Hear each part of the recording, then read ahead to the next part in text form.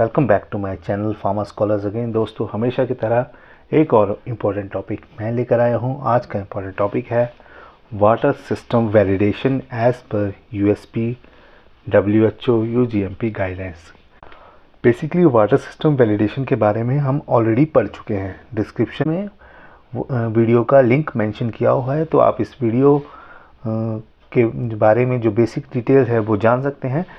और जो ये वीडियो है, जो ये करंट वीडियो में बना रहा हूँ, इसमें हम जानेंगे सैम्पलिंग लोकेशन कौन सी है, फ्रीक्वेंसी क्या होती है सैम्पलिंग की, सैम्पलिंग के तीनों फेसेस में क्या सैम्पलिंग की फ्रीक्वेंसी होती है, इसके साथ साथ कौन कौन से टेस्ट परफॉर्म करने होते हैं, फेज़ 3 के बाद क्या क्या करना होता है, क्रिटिकल पैरामीटर कौन कौन से होते हैं वाटर सिस्टम वैलिडेशन में। इसके अलावा अलर्ट, एक्शन, स्पेसिफिकेशन लेवल्स क्या होते हैं, और अगर सैंपल फेल हो जाए तो कैसे प्रॉब्लम को सॉल्व करना है, इन्वेस्टिगेशन और कापा कैसे करना है, और जो सवाल कमेंट बॉक्स में पूछे गए हैं उनके भी जवाब इस वीडियो में दिए गए हैं। चलिए let's start the topic. Sampling in the first and second phase. तो पहले और सेकंड फेज़ में सैम्पलिंग जो है वो कब कब की जाती है। हम सब जानते हैं फर्स्ट फेज़ को इन्वेस्टिगेशन फेज़ कहते हैं, सेकंड फेज़ को शॉर्ट टर्म कंट्रोल फेज़ कहते हैं, थर्ड फेज़ को लॉन्ग टर्म कंट्रोल फेज़ कहते हैं। सैम्पलिंग जो है वो कब कब परफॉर्म की जाती है, आइए जानते हैं। फर्स्ट फेज़ और सेकंड फेज़ में, क्योंकि दोनों की सैम्पलिंग फ्रिक्वेंसी सेम रहती हैं, दोनों में हम की सैड फिल्ट्रेशन करने से पहले और सैड फिल्ट्रेशन करने के बाद जो है सैम्पलिंग करते हैं।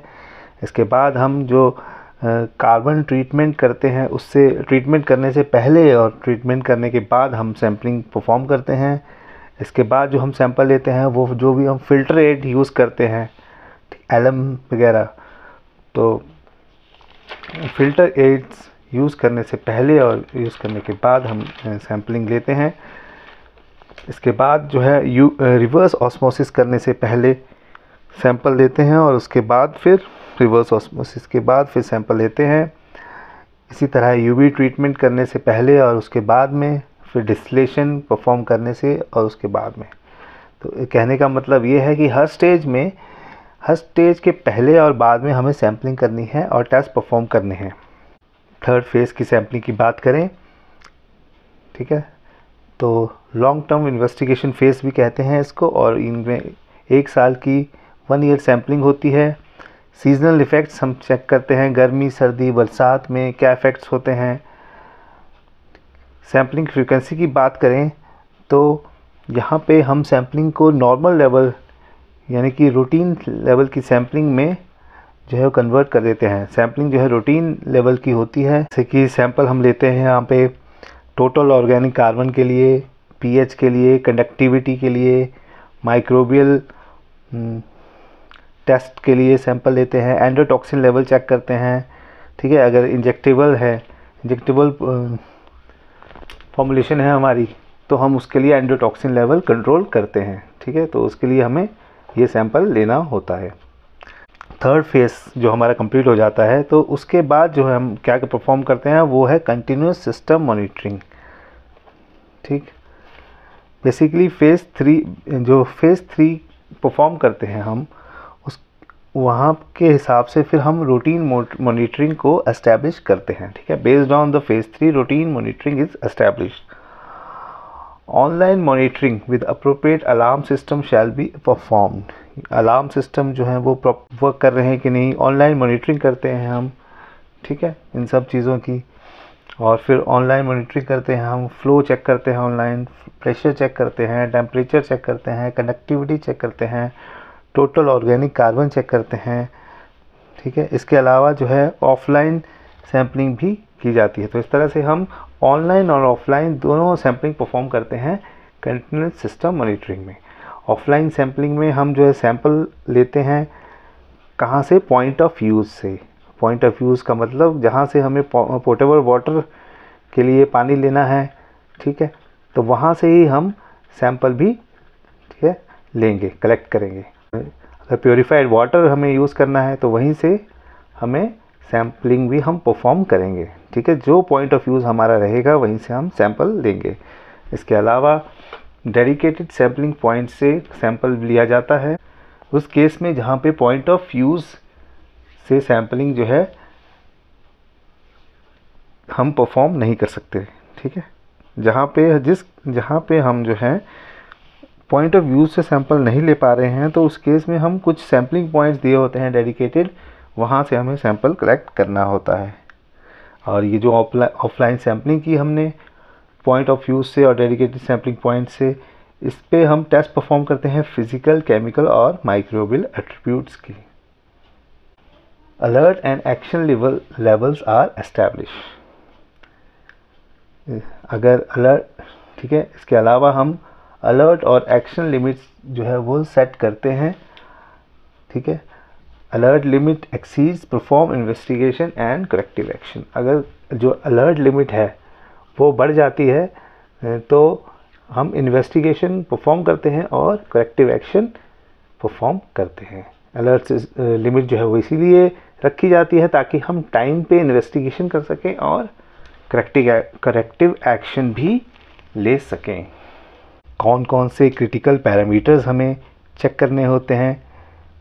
क्रिटिकल पैरामीटर चेक करने के लिए हमें 3 स्टेजेस को जानना होगा। ठीक है, जो कि वाटर सिस्टम में रहते हैं। ठीक है, जो भी वाटर है वो 3 स्टेजेस से बेसिकली गुजरता है।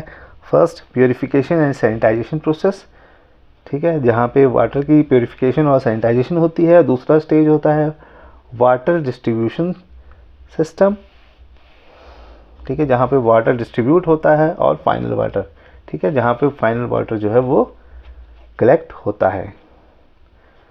तो इन 3 स्टेजेस में हम क्रिटिकल टेस्टिंग पैरामीटर जो हैं वो चेक करते हैं। और कौन कौन से क्रिटिकल पैरामीटर्स चेक होते हैं? फर्स्ट, जो प्योरीफिकेशन और सैनिटाइजेशन प्रोसेस के दौरान हम पैरामीटर्स चेक करते हैं वो पैरामीटर्स हैं टेम्परेचर। ठीक, फर्स्ट जो पैरामीटर है वो है टेम्परेचर। जो थर्मलाइज सैनिटाइज सिस्टम्स होते हैं, ठीक है, वाटर सिस्टम को जहाँ पे टेम्परेचर से सैनिटाइज किया जाता है तो वहाँ पे टेम्परेचर कंट्रोल करना बहुत ही क्रिटिकल है। ठीक है, तो ये भी एक क्रिटिकल कंट्रोल पैरामीटर है।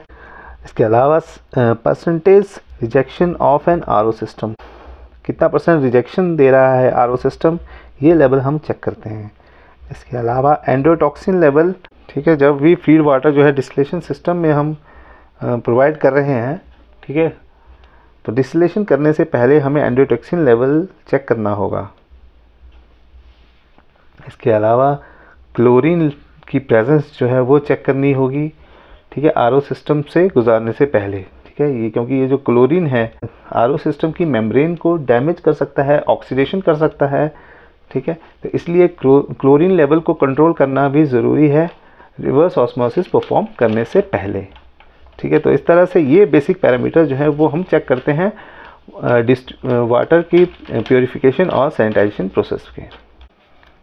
वाटर डिस्ट्रीब्यूशन स्टेज की बात करते हैं तो इसमें रिटर्न या एंड लूप लाइन प्रेशर, ठीक है, जो भी लूप लाइन रहती है डिस्ट्रीब्यूशन के टाइम में, ठीक है, उसके जो एंड ऑफ द लूप रहता है वहाँ से जो रिटर्न होता है, ठीक है, या उसका जो प्रेशर होता है वहाँ से, तो वो हमें चेक करना होता है। ठीक है,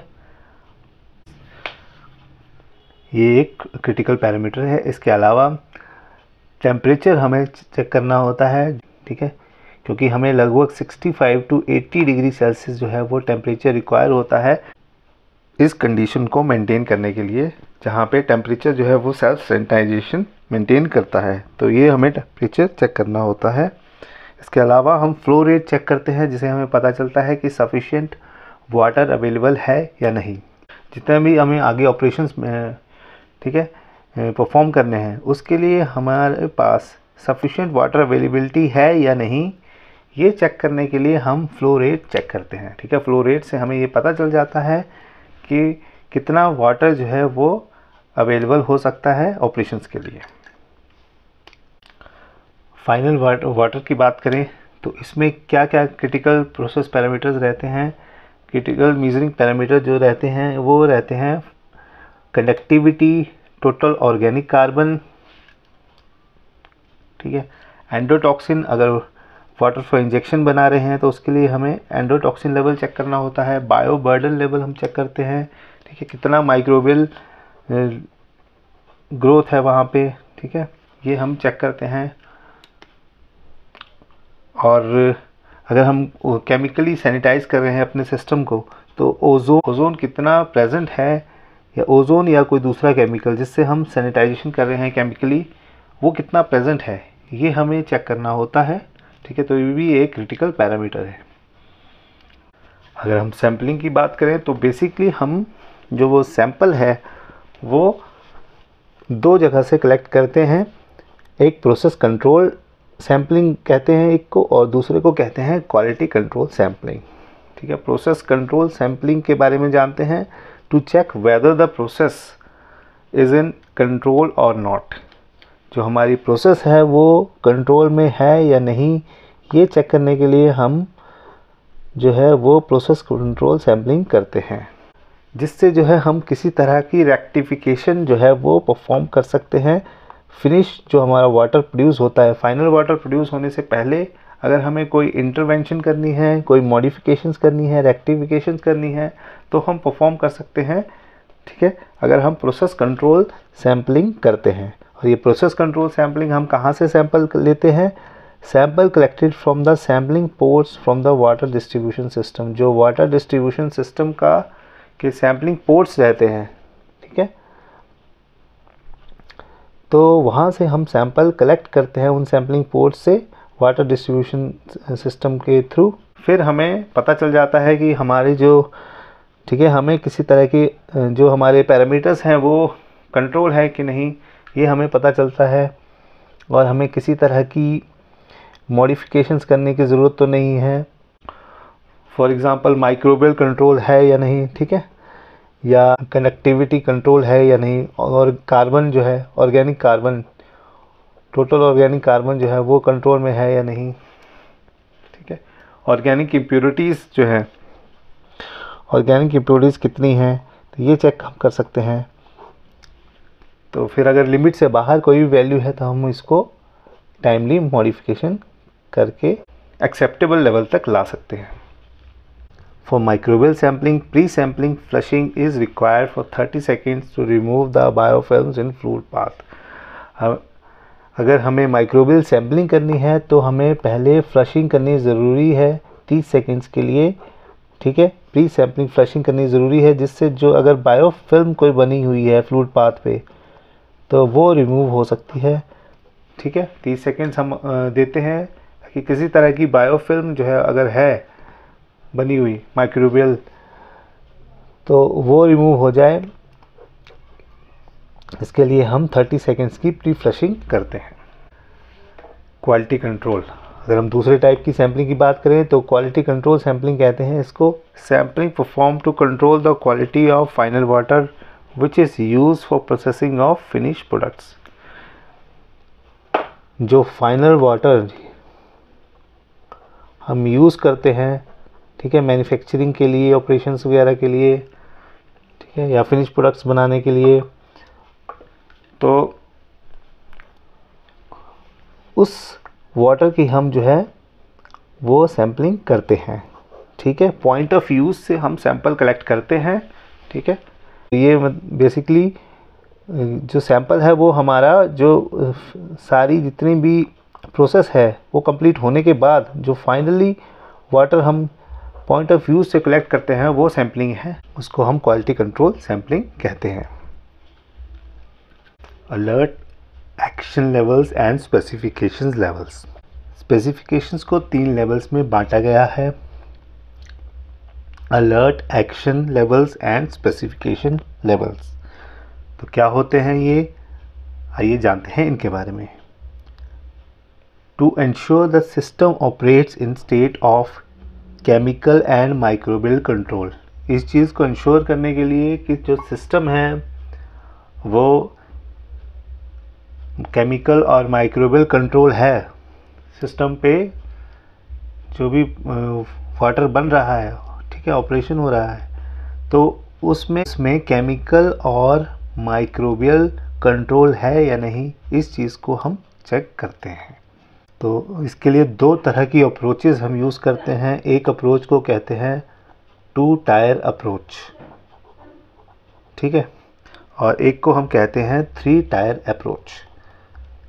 2 टायर अप्रोच में क्या होता है, इसमें हम 2 लेवल्स रखते हैं, ठीक है, या तो अलर्ट और एक्शन लेवल्स होते हैं, जहां जिस केस में स्पेसिफिकेशंस नहीं दिए होते, ठीक है, मोनोग्राफ्स में कुछ टेस्टिंग के लिए जो है स्पेसिफिकेशंस नहीं दिए होते, तो उस केस में हम जो है 2 लेवल्स में रखते हैं। ये फर्स्ट लेवल है अलर्ट और एक्शन लेवल, ठीक है। और इस केस में अगर स्पेसिफिकेशन दिए हुए हैं तो हम अलर्ट और स्पेसिफिकेशन लेवल्स रखते हैं, ठीक है। मींस 2 टायर अप्रोच में हमें 2 लेवल्स रखने होते हैं, ठीक है। यहाँ पे हम 2 लेवल्स कंसीडर करते हैं, या तो स्पेसिफिकेशन है तो हम अलर्ट और स्पेसिफिकेशन लेवल या एक्शन और स्पेसिफिकेशन लेवल जो है वो रखते हैं, ठीक है।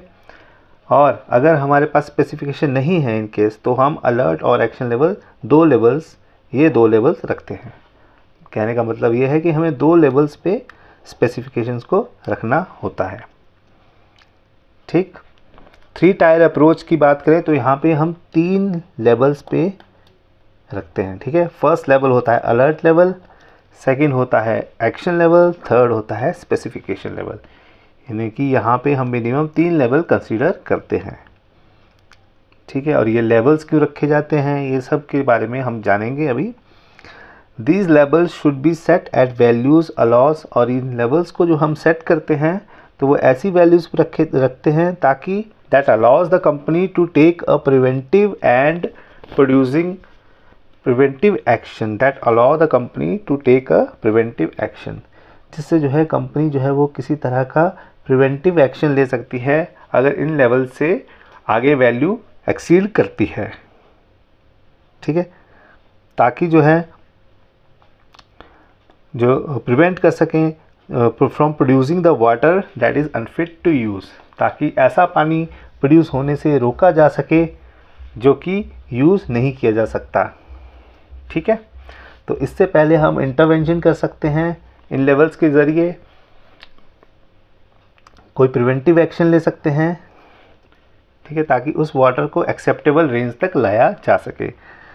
Single tyre approach is either acceptable और अनएक्सेप्टेबल, और एक सिंगल टायर अप्रोच भी होती है जिसमें या तो एक्सेप्टेबल होता है या अनएक्सेप्टेबल होता है, ठीक है। सिंगल टायर अप्रोच है, तो सिंगल टायर अप्रोच में का नुकसान ये है कि उसमें हम किसी तरह का एडजस्टमेंट नहीं कर सकते, ठीक है। या तो हमारे पास वैल्यू एक्सेप्टेबल आएगी या अनएक्सेप्टेबल आएगी, बट हम इसमें किसी तरह का एडजस्टमेंट नहीं कर सकते, करेक्शन नहीं कर सकते और इन्वेस्टिगेशन परफॉर्म नहीं कर सकते प्रोडक्शन रोकने से पहले, ठीक है। प्रोडक्शन रोकने के अलावा हमारे पास इसके अलावा कोई चारा नहीं है, ठीक। हम किसी तरह का करेक्शन नहीं कर सकते, ना ही इन्वेस्टिगेशन कर सकते हैं, ना ही किसी तरह का एडजस्टमेंट कर सकते हैं, ठीक है। तो इसलिए सिंगल टायर अप्रोच जो है वो एक स्टैंडर्ड अप्रोच नहीं मानी जाती, ठीक है। इसलिए हम 2 टायर अप्रोच या 3 टायर अप्रोच लेके चलते हैं, ठीक है। मिनिमम 2 टायर अप्रोच और मैक्सिमम 3 टायर अप्रोच लेके चलते हैं। अलर्ट लेवल की बात करें तो अलर्ट लेवल में जो है कैसे हमें पता चलेगा कि अलर्ट लेवल आ चुका है, ठीक है। तो इसके लिए गाइडलाइंस ने दिया हुआ है कुछ पॉइंट्स क्रिटिकल पैरामीटर के, जहाँ पे हम नोट कर सकते हैं कि अगर जो हमारी कनेक्टिविटी की वैल्यू जो है वो हाईयर आती है नॉर्मल वैल्यू से, टिपिकल कनेक्टिविटी वैल्यू से अगर हमारी वैल्यू ज़्यादा आती है, ठीक है, तो ये एक अलर्ट लेवल है, ठीक है। नॉर्मल वैल्यू से अगर वैल्यू ज़्यादा आती है तो उसको हम अलर्ट लेवल कहते हैं। जैसे कि कनेक्टिविटी की वैल्यू अगर नॉर्मल वैल्यू से ज़्यादा आ रही है, या टोटल ऑर्गेनिक कार्बन की वैल्यू जो है वो नॉर्मल वैल्यू से ज़्यादा आ रही है, माइक्रोबियल काउंट की वैल्यू जो है वो नॉर्मल वैल्यू से एक्सीड कर रही है, एंडोटॉक्सिन लेवल जो है वो बढ़ चुके हैं, ठीक है, नॉर्मल वैल्यू से, ठीक है। टेम्परेचर जो है वो लो टेम्परेचर पहुंच जाता है, थर्मल सैनिटाइजेशन परफॉर्म हो रही है जहाँ पे, ठीक है। टेम्परेचर अलर्ट लेवल से अगर नॉर्मल वैल्यू से अगर नीचे चला जाता है, ठीक, ये भी एक अलर्ट लेवल है। ठीक है, सपोज हमारी जो लिमिट है, अगर स्पेसिफिकेशन लिमिट है हमारी 65 टू 80 डिग्री सेल्सियस, तो अलर्ट लेवल हम रख लेते हैं 70 डिग्री सेल्सियस के अप्रॉक्सीमेट। तो अगर 70 डिग्री तक हमारा वाटर का टेम्परेचर लो हो चुका है तो हम एक अप्रोप्रिएट एक्शन ले सकते हैं ताकि ये लिमिट से बाहर ना चला जाए। ठीक है, ताकि ये 65 डिग्री सेल्सियस से नीचे ना चला जाए। ठीक है, 65 टू 80 डिग्री जो है हमारा स्पेसिफिकेशन लेवल है। ठीक है, तो अलर्ट लेवल उससे पहले रखा जाता है। ठीक है, ताकि हम टाइमली एक्शन ले सकें। पीएच रेंज अगर नॉर्मल का कितना कंट्रोल है। ठीक है, आरओ से ट्रीटमेंट करने से पहले पीएच लेवल का कंट्रोल ये चेक कर सकते हैं हम अलर्ट लेवल के लिए।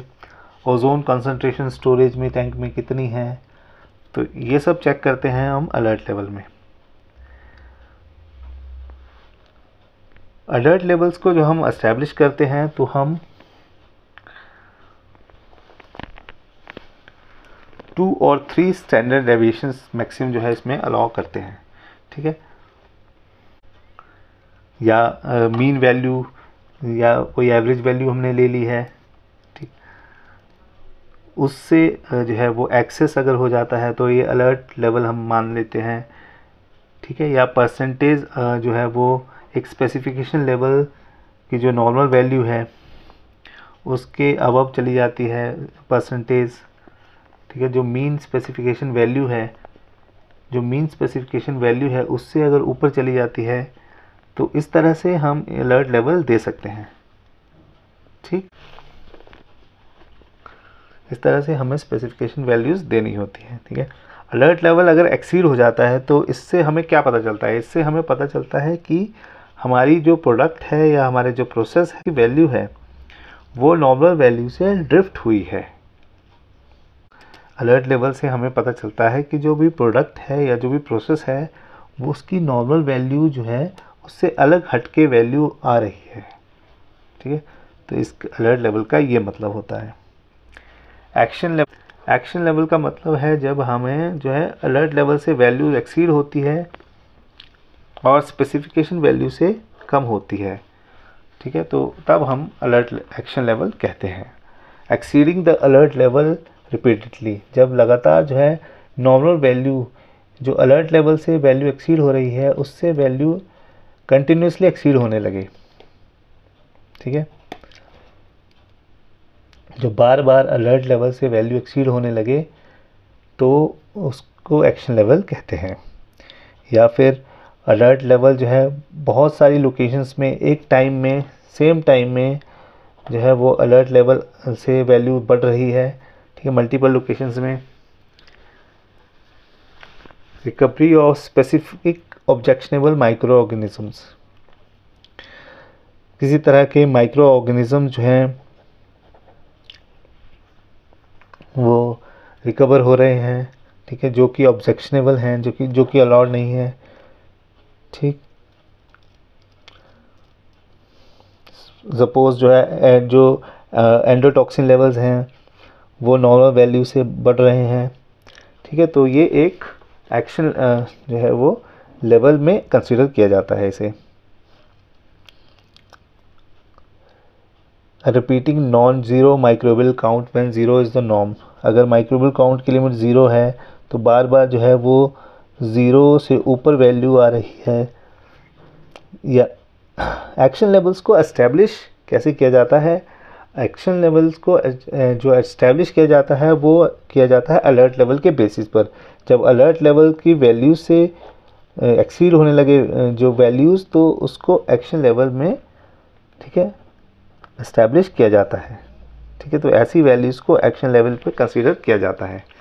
3 टायर अप्रोच में जो है एक्शन लेवल की जो वैल्यू है वो अलर्ट लेवल से ज़्यादा होती है बट स्पेसिफिकेशन वैल्यू से कम होती है। ठीक है, जिससे जो है वो यूज़र जो है वो एक करेक्टिव एक्शन ले सके प्रॉपरली। ठीक है, कि इससे पहले कि वाटर जो है वो आउट ऑफ कंप्लायंस चला जाए, ठीक है, तो एक प्रॉपर एक्शन लिया जा सकता है, ठीक है, टाइमली एक करेक्टिव एक्शन लिया जा सकता है एक्शन लेवल के दौरान। स्पेसिफिकेशन लेवल की बात करें तो ये फाइनल लेवल है, ठीक है। For example specification value for microbial count के लिए जो स्पेसिफिकेशन वैल्यू है वो है 100 CFU पर ml। जो प्योरीफाइड वाटर के लिए माइक्रोबियल काउंट की लिमिट है वो है 100 CFU पर ml, और जो वाटर फॉर इंजेक्शन के लिए वैल्यू है वो है 10 CFU पर 100 ml, ठीक है। तो ये स्पेसिफिकेशन वैल्यू है माइक्रोबियल काउंट के लिए प्योरीफाइड वाटर की और वाटर फॉर इंजेक्शन के लिए। अगर स्पेसिफिकेशन वैल्यू से वैल्यू एक्सीड हो जाती है तो क्या होगा? There should be an out of specification investigation. तो फिर हमें एक आउट ऑफ स्पेसिफिकेशन इन्वेस्टिगेशन करना पड़ेगा कि क्या रीज़न है कि वैल्यूज़ जो हैं वो स्पेसिफिकेशन से ऊपर चली गई।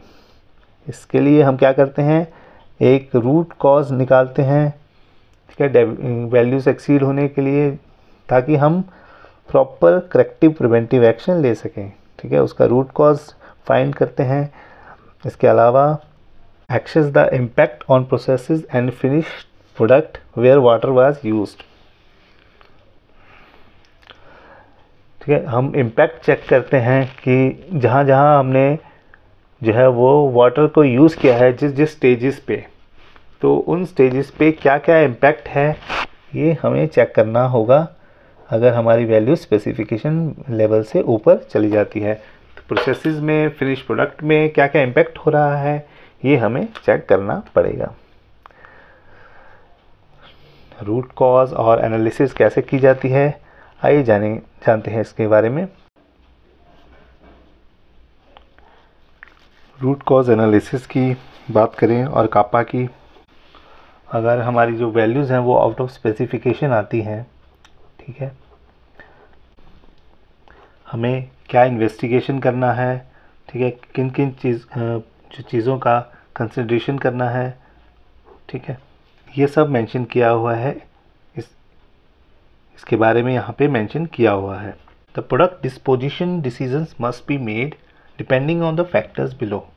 तो जो प्रोडक्ट है हमारा, ठीक है, जिसमें वाटर यूज़ हुआ है उसको हमें डिस्कार्ड करना है या नहीं, ये सब चीज़ें जो हैं हम डिसाइड करेंगे इन फैक्टर्स के बेसिस पर। First, role of water in the product और इन द प्रोसेस मटेरियल।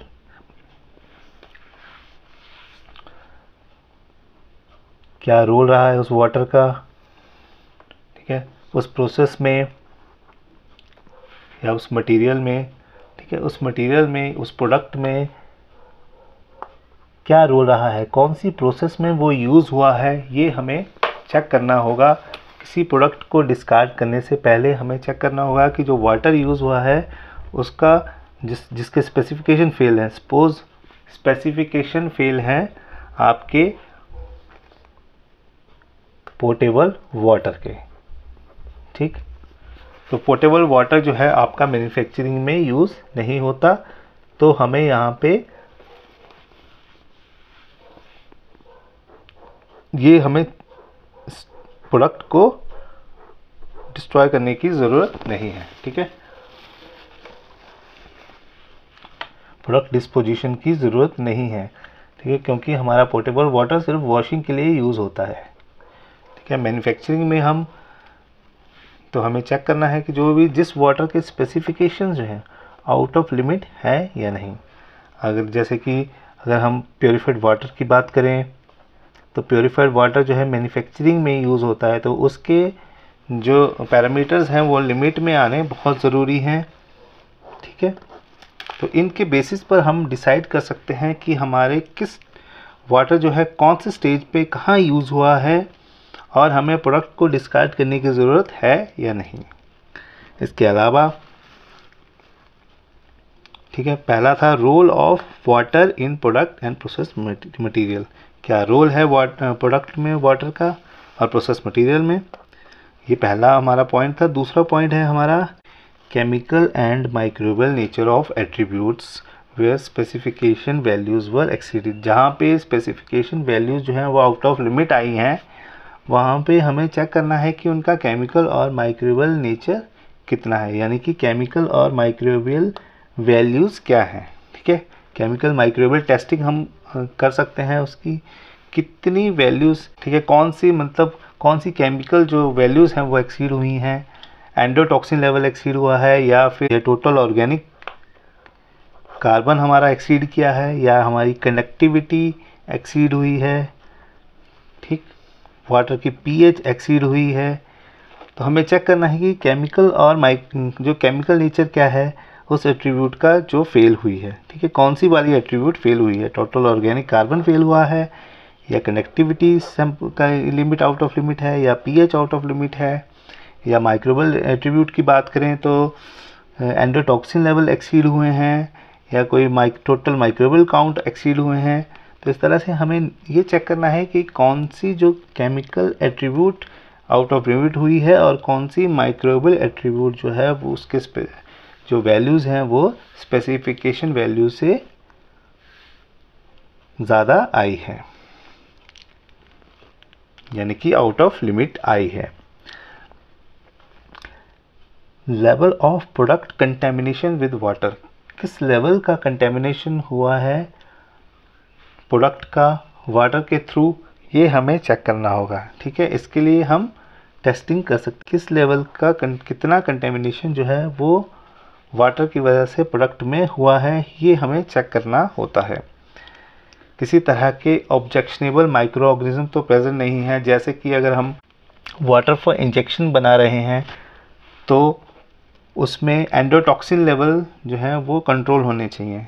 ठीक, तो अगर एंडोटॉक्सिन लेवल्स जो है बढ़ गए हैं तो ये ऑब्जेक्शनेबल माइक्रो ऑर्गेनिजम्स हैं, तो हम प्रोडक्ट को यूज़ नहीं कर सकते, हमें प्रोडक्ट को डिस्कार्ड करना पड़ेगा।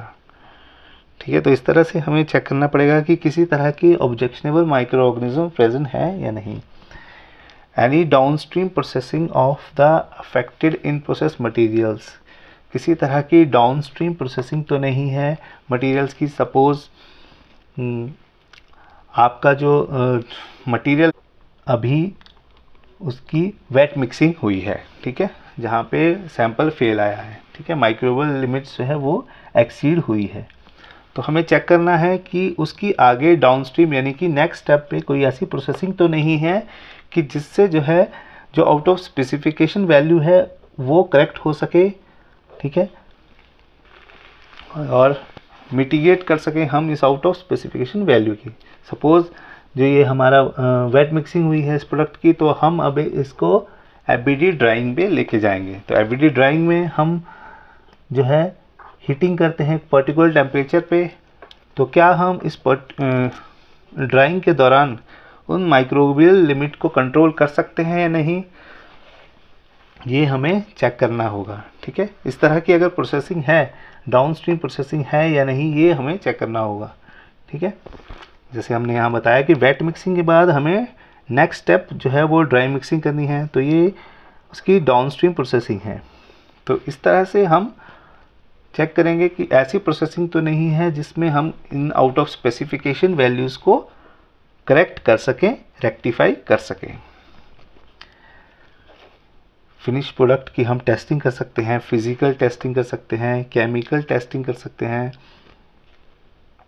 ठीक है, तो फिज़िकल केमिकल प्रॉपर्टीज़ हमें चेक करनी होती है फिनिश प्रोडक्ट की। Where water was used that could mitigate the out of specification attributes.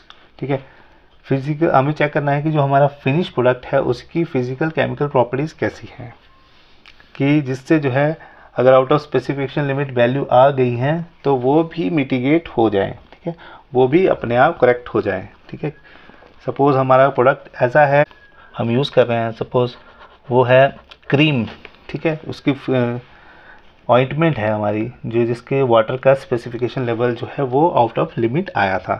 ठीक है, तो उसकी ये केमिकल नेचर ऐसा है कि इस प्रॉपर्टी जो है out of specification value water की आ गई है, तो क्रीम का फिज़िकल और केमिकल नेचर ऐसा है कि उसके अगर वाटर की जो है वैल्यू जो है आउट ऑफ स्पेसिफिकेशन चली भी जाती है, ठीक है, तो उसका इतना इम्पैक्ट नहीं पड़ेगा, उसका साइड इफ़ेक्ट इतना नहीं पड़ेगा पेशेंट को, ठीक है। तो हम फिजिकल और केमिकल प्रॉपर्टीज़ भी देख सकते हैं फिनिश प्रोडक्ट की। इसके अलावा रूट ऑफ एडमिनिस्ट्रेशन कौन सा है प्रोडक्ट का, ठीक है, और पेशेंट्स कितने सेंसिटिव यूज़र्स हैं, ठीक है। रूट ऑफ एडमिनिस्ट्रेशन बहुत इंपॉर्टेंट फैक्टर है। अगर सपोज़ एंडोटॉक्सिन लेवल एक्सीड हो गए हैं तो, और हमने जो है वाटर को यूज़ करना है वाटर फॉर इंजेक्शन के लिए, तो हम बिल्कुल यूज़ नहीं कर सकते। हमें इस प्रोडक्ट को जो हमने बनाया है उसको हमें डिस्कार्ड करना ही होगा, ठीक है, उस प्रोडक्ट को हमें डिस्ट्रॉय करना ही होगा, ठीक है। और सपोज़ हमारी जो रूट ऑफ एडमिनिस्ट्रेशन है वो टॉपिकल है, ठीक है, तो इस केस में जो है वो यूज़र जो है वो ज़्यादा सेंसिटिव नहीं है, ठीक है, पेशेंट जो है ज़्यादा सेंसिटिव नहीं होगा, तो इसमें हमें जो है हम क्रीम को यूज़ कर सकते हैं। जो ये वाटर फॉर इंजेक्शन है, ठीक है, तो इस केस में यूज़र जो है वो ज़्यादा सेंसिटिव है, इसलिए हम उस प्रोडक्ट को यूज़ नहीं कर सकते। Last but not the least parameter है सोर्स वाटर कंट्रोल। अगर हमने सारे पैरामीटर ओके कर दिए हैं लेकिन हमारा जो सोर्स वाटर है वही उसी के पैरामीटर्स कंट्रोल नहीं है तो फिर कोई फ़ायदा नहीं है, ठीक है। तो इसलिए सोर्स वाटर को कंट्रोल करना भी बहुत ज़रूरी है। Control of chemical and microbial attributes of starting source water are important. क्यों ज़रूरी है ये कंट्रोल करना? To the ability of the water system to remove और रिड्यूस दिस इम्प्योरिटीज़, ताकि जो वाटर सिस्टम है आगे जाके जहाँ जहाँ ट्रीटमेंट्स होने हैं इस वाटर के, वो इन इम्प्योरिटीज़ को रिमूव कर पाए, ठीक है, ताकि जो फाइनल वाटर है उसके स्पेसिफिकेशंस जो हैं वो पूरे हो पाएँ, ठीक है, जो वैल्यू है उन ठीक है फाइनल वाटर की उसके स्पेसिफिकेशंस के विद इन ही वैल्यू आए, ये चीज़ हमें चेक करनी होती है। इस चीज़ को कंट्रोल करने के लिए हमें सोर्स वाटर को के जो केमिकल और माइक्रोबियल एट्रीब्यूट्स हैं उनको कंट्रोल करना ज़रूरी है। एग्जांपल के तौर पर जो बैक्टीरियल काउंट है, ठीक है, जो सोर्स वाटर से वाटर लिया है, सपोज़ हमारा सोर्स है बोरवेल, ठीक है, बोरवेल से हम वाटर ले रहे हैं, तो मैक्सिमम जो लिमिट है बैक्टीरिया की इसमें 500 CFU पर ml है, ठीक है, 500 CFU कॉलोनी फॉर्मिंग यूनिट्स जो है 500 कॉलोनी फॉर्मिंग यूनिट्स पर ml, इससे ज़्यादा जो है वो बैक्टीरिया नहीं होने चाहिए, ठीक है, मैक्सिमम बैक्टीरिया की लिमिट। तो आई होप आपको ये टॉपिक अच्छे से समझ आया होगा। कोई क्वेरी होगी तो आप कमेंट बॉक्स में पूछ सकते हैं, कुछ समझ नहीं आया तो भी आप कमेंट बॉक्स में पूछ सकते हैं। अगर आपको कोई रिलेटेड टॉपिक पे वीडियो बनवाना है तो आप कमेंट बॉक्स में लिख सकते हैं, ठीक है। तो आई होप आपको वीडियो पसंद आया होगा, तो प्लीज़ लाइक कीजिए, शेयर कीजिए और सब्सक्राइब करना ना भूलना फार्मा स्कॉलर्स को। Thank you, bye bye, take care.